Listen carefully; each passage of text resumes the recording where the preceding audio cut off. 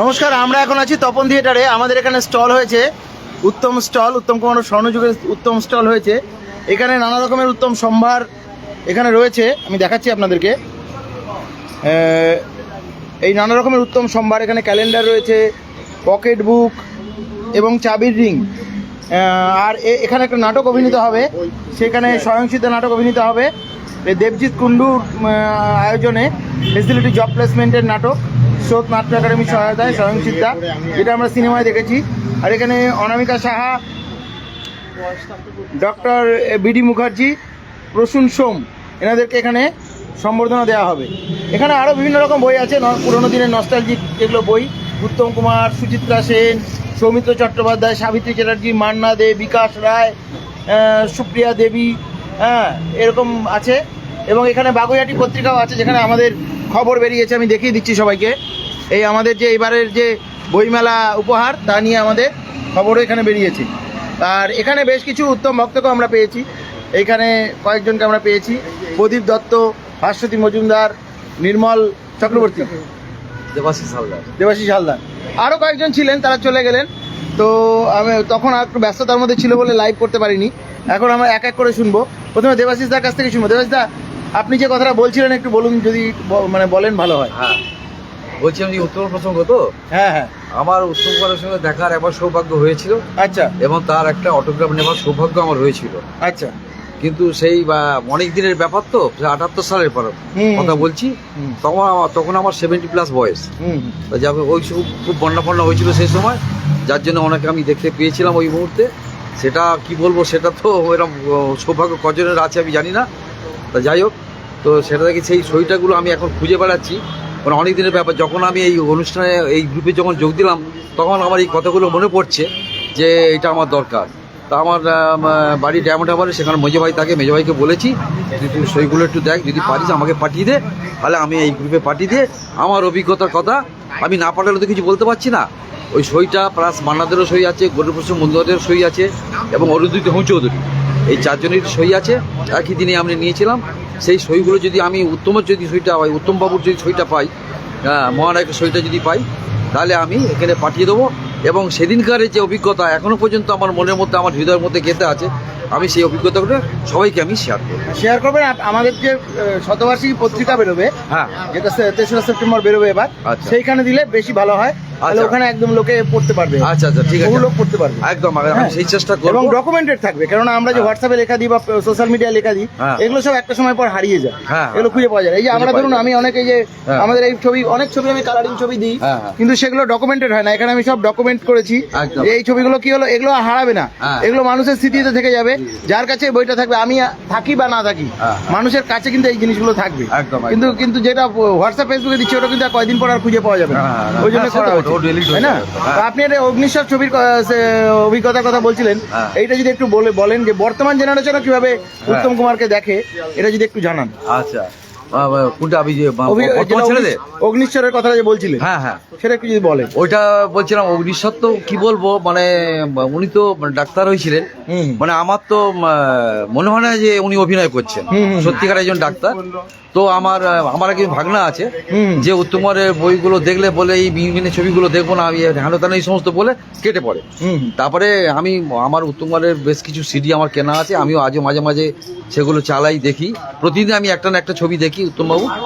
তারপরে আমার ভাগনাকে একদিন বললাম যে তুই অগ্নিশ্বর বইটা দেখ, তোকে দেখতে হবে না, ও আমাকে একটু মানতো। আর আমি সিডিটা চালিয়ে অগ্নিশ্বর বইটা ওকে সামনে বসিয়ে দিয়েছি।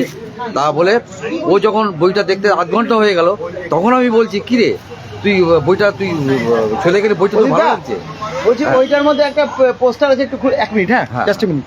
ওইটার মধ্যে একটা, ওই আমার ওই যে চামড়ার ব্যাগটা আছে, ওর মধ্যে একটা পোস্টার আছে, একটু বার করুন না, উত্তম কুমার স্বর্ণযুগে। হ্যাঁ, বলুন। তারপরে আমি বলি, কিরে তুই বইটা দেখছিস এখনো, কি ব্যাপার? বলছে, না মামা আমি বইটা দেখবো। আমি বলি, গোটা বলে আমি গোটাটাই দেখবো। ঠিক আছে বলে পরে সিডি পাল্টে দেওয়া হলো, গোটা বইটা দেখে তবে উঠলো।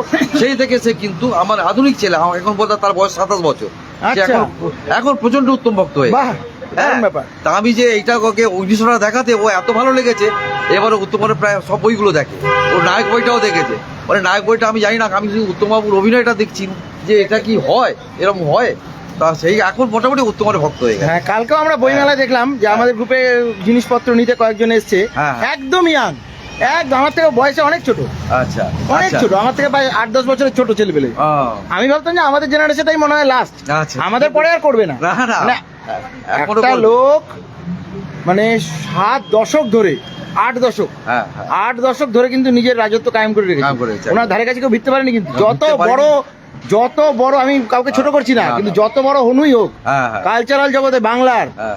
উত্তম কুমারের ধারে কাছে কেউ নেই। কেউ আসবে না। আমাদের গ্রুপের ব্যানার এটা লাগাতে হবে এখন, একটু কোথায় লাগানো যায় দেখছি, একটু হ্যাঁ। লাগানো যায় নাকি আশেপাশে। এখানেই আপাতত এই আমাদের এই টেবিলের এখানেই থাক, টেবিলেই থাক, ওর উপরে তো রাখা যাবে না, পরে আমি ব্যবস্থা ফোন করছি। করছি, ব্যস্ত দাঁড়া। আছি।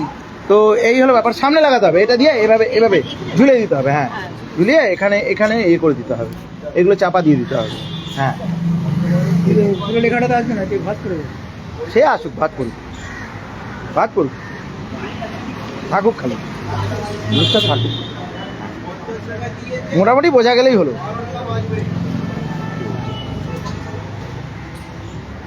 তো এই আর কি অভিজ্ঞতা শুনলাম। হ্যাঁ, হ্যাঁ। আর নির্মল দা, এবার আপনার কাছে আসবো। হ্যাঁ। আপনি কি একটা বলছিলেন?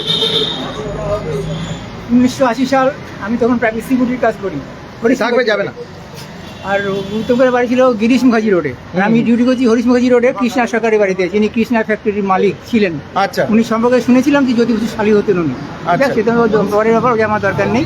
যাই হোক, আমি একদিন উত্তমপুরের বাড়ি গেলাম, দেখি একটা বাড়ির সামনে গাড়ি দাঁড়ানো, 87 নাম্বার গাড়িটা, কালো রঙের অ্যাম্বাসেডার। আর এই বোধ ওনার বাড়ি হবে। যাকে কাউকে দেখলে কাকে করি, উল্টো দিকে আমার ভদ্রলোক না, ওই যারা জামা কাপড় ইস্ত্রি করে, সে জামা কাপড় ইস্ত্রি করছে। এমন ভাই, এরা যে আসে বাড়িতে, কখন যায় কখন আসে, বলে আপনি যদি বাড়িতে পাবেন না, যদি তোমরা সাথে দেখা করতে চান তাহলে সকাল 6টার আগে চলে যাবেন মিন্টো পার্কে, উনি ওখানে মর্নিং ওয়াক করতে যান। যাক, তারপরে একদিন সময় করে গেলাম, 1980 সাল, সেদিন ছিল 21শে জুলাই। যাক, গেলাম, দেখি গাড়িটা দাঁড়ানো, তারা উনি আছেন, দেখি হ্যাঁ উপর থেকে গাড়ি হেঁটে হেঁটে আসে, ধুতি পাঞ্জাবি পরা। তা আমি গেটে দাঁড়িয়ে পড়লাম, সামনে দাঁড়িয়ে পড়েছি, বলছে কী ব্যাপার, দাদাকে নমস্কার করবো। বলছি কেন, আমি তো ভগবান নই। বললাম ভগবান না, দাদাকে কি ছোটো ভাই নমস্কার করতে পারে না, বলে একটু প্রণাম নিয়ে নিলাম। তারপরে এবার আমি আমার ডায়েরিটা দিলাম, যেটা সইটা দিল। তো যখন লিখতে যাবে তখন আমি বললাম, স্যার আপনি তো উত্তম কুমার, অরুণ কুমার চ্যাটার্জি নাম, অরুণ কুমার লিখুন না। আমার দিকে সে বলে আমাকে সব উত্তম বলেই জানে, সুভাই উত্তম কুমার লিখে দিলে ছেড়ে দেবে, এটা নিয়ে দেখাবে স্টুডিওতে, তোমাকে ছেড়ে দেবে। আর প্রাইভেট সিকিউরিটি গার্ড কী করবো, চলে এসেছি, তখন সকালে যাবো 24 জুলাই রাত্রি 9টা, 9:30 হবে, তখন আমি খেয়ে শুতে যাচ্ছি। আমি ওখানে কেয়ারটেকার ওখানেই থাকতাম। তো তখন নিচে বল ছেলেরা বড়াবড়ি করছে, এই উত্তম কুমার মারা গেছে। তখন বিশাল আমার মাথা কেন হাতিরি মারলো, যে এত একটা অভিনেতা আমাকে আমাদের তো রক্ষা করতে পারলাম না, খুব দুঃখ পেয়েছি আমি। না, 3 দিন মারা যাওয়ার 3 দিন আগে আপনি দেখা পেয়েছেন না? হ্যাঁ, 21 জুলাই সঙ্গে 6টা ভাবা যায়, সকাল 24 জুলাই মারা গেছে, 21 জুলাই দেখা পেয়েছে উত্তম কুমারের মিন্টো পার্কে সকালবেলা। এটা দারুণ অভিজ্ঞতা কিন্তু। আমাদের কিন্তু যেটা নিয়ে দেখাবে স্টুডিওতে ছেড়ে দেবে গেটে, হ্যাঁ, হ্যাঁ। ঠিক যাবো। হ্যাঁ। এইভাবে তো কী করে জানবো আমি।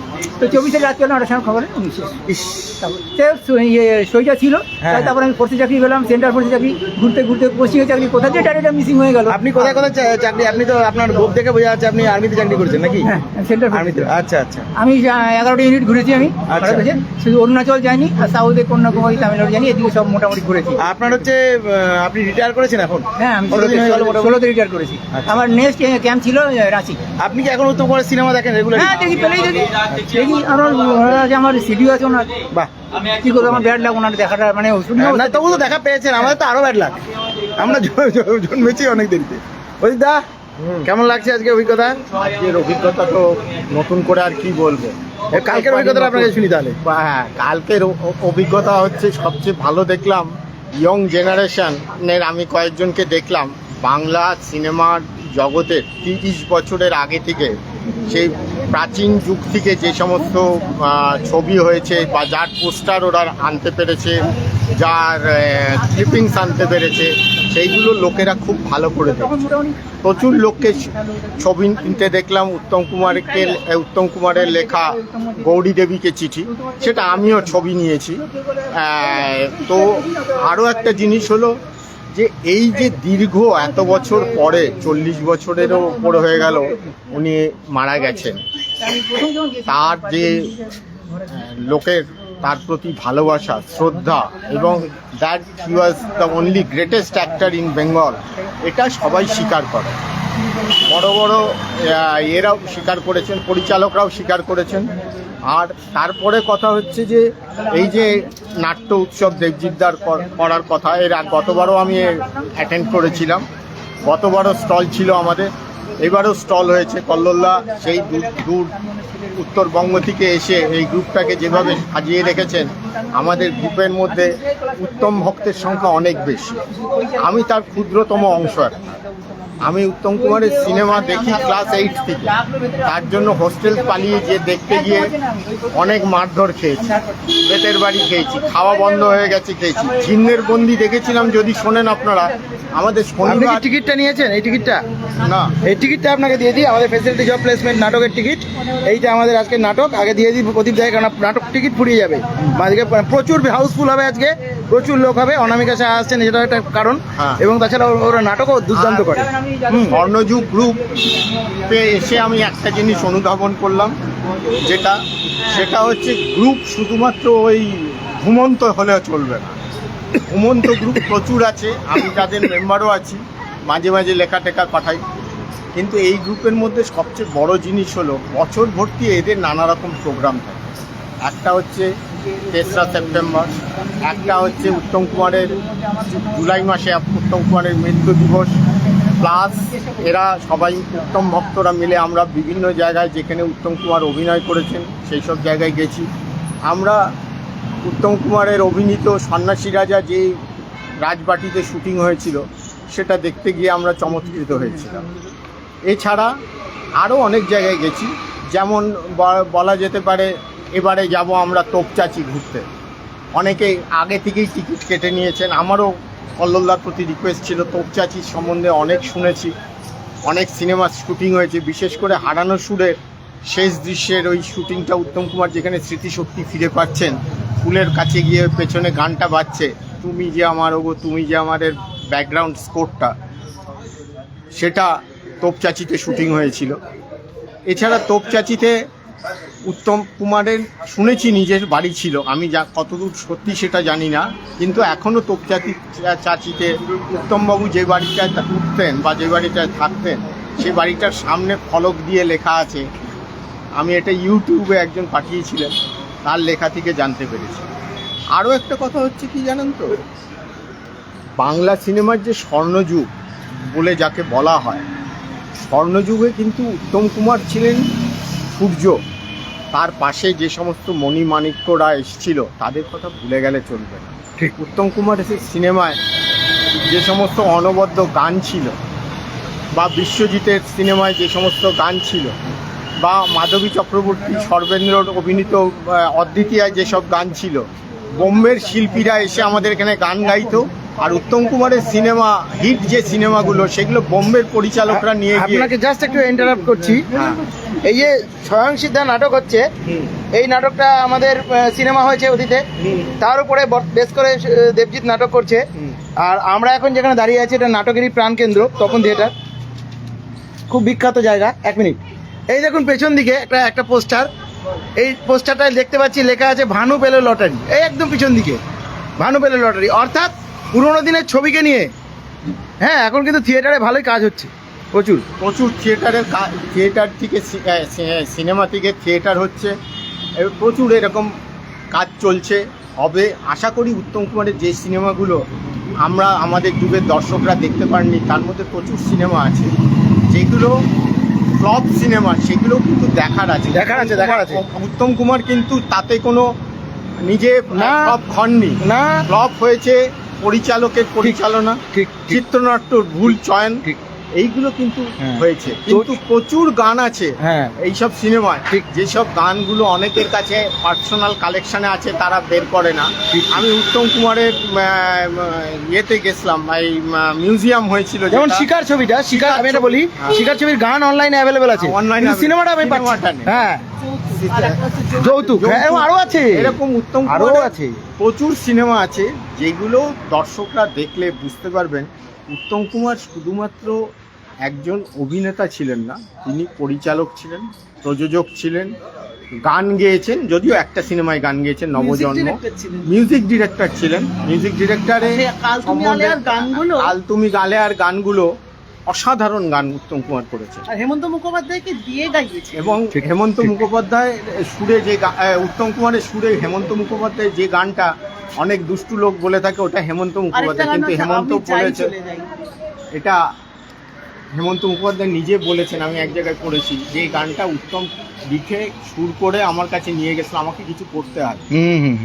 উত্তম কুমার কিন্তু গান শিখেছিলেন একদম। যার জন্য তার লিপিং আমি দেখেছি অনেক সিনেমায়, তিনি যখন হারমোনিয়াম বাজাতেন রিডগুলোর ওপরে যে অনেকে হাত বুলিয়ে যায় সেরকম না, উনি যে রিডগুলোতে হাত বুলাতেন, ক্লোজ আপ যখন আসছে অনেকের ক্লোজ আপ দেয় না, কিন্তু উত্তম কুমারের ক্লোজ আপ দিতেন, কারণ উত্তম কুমার গানটা জানতেন এবং কীভাবে বাজাচ্ছে ওই গানটার সুরটা তিনি ওই ভাসতেন। মান্নাদের মুখে শুনেছি, একটা ইন্টারভিউতে শুনেছিলাম এই যে অ্যান্টনি ফিরিঙ্গির গানগুলো নিয়ে বোম্বের এর ধারে উত্তম কুমারের সঙ্গে মেরিন ব্রিজে দেখা হয়েছে, দেখছেন টেপ রেকর্ডার ঝুলিয়ে উত্তম কুমার গান শুনতে শুনতে যাচ্ছে। তো মান্নাদের সঙ্গে দেখা হতে মান্নাদের তাকে জিজ্ঞেস করছেন যে কি মশাই আপনি সকালবেলা বেরিয়ে কী শুনছেন? বলে দাদা আমাকে বাবু যা সুর করেছেন আর আপনার সঙ্গে তাল মেলাতে গেলে আমাকে গানগুলো করতেই হবে, এতে যে সুর রয়েছে সেইগুলোর সঙ্গে যদি রিপিং ঠিক না হয় এগুলো খুবই খারাপ হয়। আমি বহু সিনেমা দেখেছি যার সঙ্গে লিপ মেলে না।